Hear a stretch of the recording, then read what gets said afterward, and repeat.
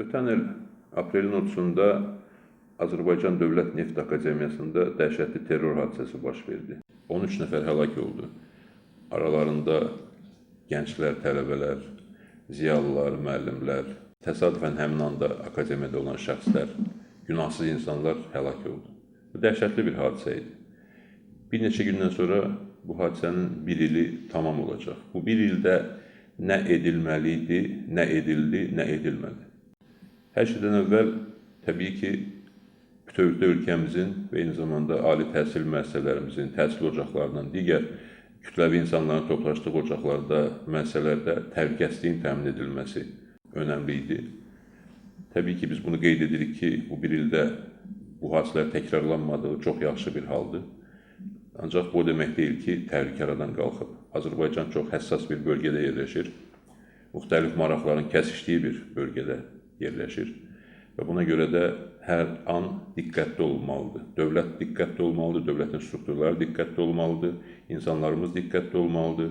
Çünki istər müxtəlif cinayətkar rejimlər, istərsə də beynəlxalq miqyasda fəaliyyət göstərən terror təşkilatları bu alçaq cinayəti təkrar etmək niyyətinə düşə bilərlər. Bunu biz nəzərə almalıyıq. İkinci önəmli məqam bu hadisənin arxasında duran qüvvələrin ifşa edilməsi, cinayətkarların cəzalandırılması məsələsidir.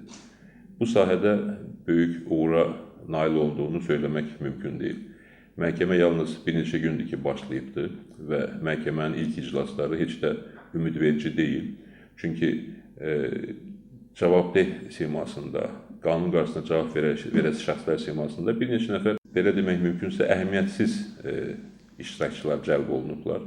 Müxtəlif tikintilərdə inşaatçı işləyən, fəhlə işləyən, bir növ təsadüf adamlar cəlb olunublar. Və onlar da iddia edirlər ki, onların ifadələri istintaq mərhələsində zoraki yolla alınıb və tələb edirlər ki, məhkəmə ifadələri əsas götürülsün. Burada da sözün doğrusu haqqında danışılası bir məqam var. Normal ölkələrdə, qanunlarda birmənalı şəkildə yazılıb ki, məhkəmələrdə verilən ifadələr prioritet xarakteri daşıyır. Yəni, hər hansı bir şəxs istintaqda və məhkəmədə fərqli ifadələr verirsə, məhkəmədə verilən ifadə əsas götürülməlidir.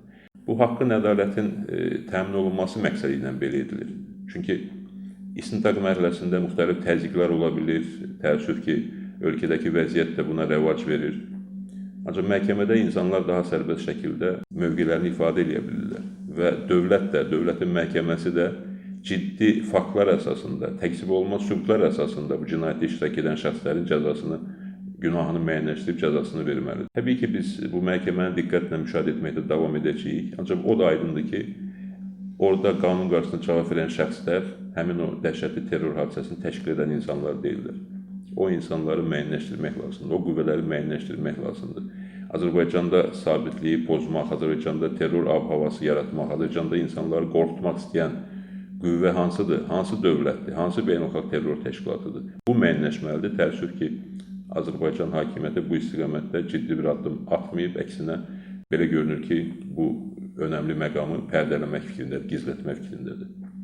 Üçüncü önəmli məsələ həlak olanların xatirələrinin əbədiləşdirilməsidir. O hadisədə həlak olanların xatirəsinə sayğı göstərməkdir. Bu istiqamətdə təəssüf ki, ötən bir il ancaq mənfi nümunələr verdi. İndi ilin tamamında gənclər, tələbələr həmin gün müəyyən anım xatirələri keçirtmək istəyirlər, müəyyən tədbirlər həyata keçirtmək istəyirlər. Hakimiyyət isə nəinki buna imkan vermir, əksinə bu tədbirləri keçirtmək istəyənlərə hədə qorxu gəlməklə məşğuldur. Halbuki mən düşünürəm ki, dövlət bu tədbirləri boynuna götürməlidir. Dövlət tədbirlər keçirməlidir. Orada bu hadisə yenə də xatırlanmalıdır, həlak olanların xatirəsi sayğı ilə anılmalıdır. Bu hadisəyə prinsipial siyasi, mənəvi qiymətlər verilməlidir. Mən inanıram ki, gənclərimiz, tələbələrimiz və cəmiyyətimiz 30 apreldə həmin dəhşətli hadisədə həlak olanların xatirəsini sayğı ilə ana biləcək. Bu hadisə ictimai diqqət səviyyəsində qeyd olunacaq. Eyni zamanda proses belə getdi ki, tələbələrin və müəllimlərin öldürüldüyü həmin günlə Heydər Əliyevin ad günü münasibəti ilə keçirilən gül bayramları deyilən tədbirlər bir-birinə bağlandı.